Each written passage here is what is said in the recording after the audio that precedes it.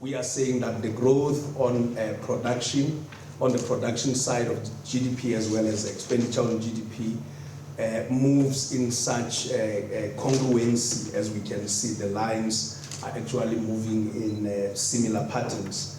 And of course, our economy grew by 4.6% in the first quarter of 2021. That is seasonally adjusted, annualized. And of course, when we look at the not annualized side, it's 1.1% growth. And of course, the year-on-year fell by 3.2%. Now, let us look at the impact of COVID. We can see that our economy has been, real GDP has been growing steadily. And let us look at quarter one of 2016 at 764 billion. And of course, when we come to 2020, in the first quarter, it was sitting at 782 billion. And it fell in the second quarter to 652 billion.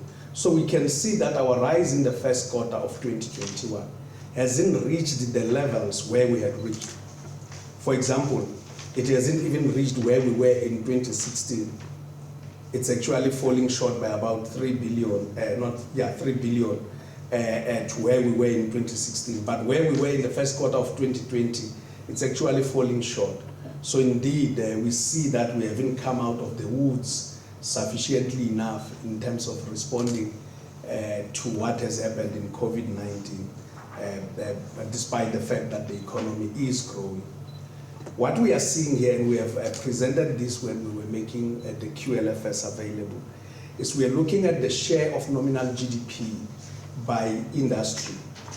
And as we do so, we can see that trade, agriculture, and construction tend to have a bigger share of employment as the blue line surpasses the gray line than their share in nominal GDP.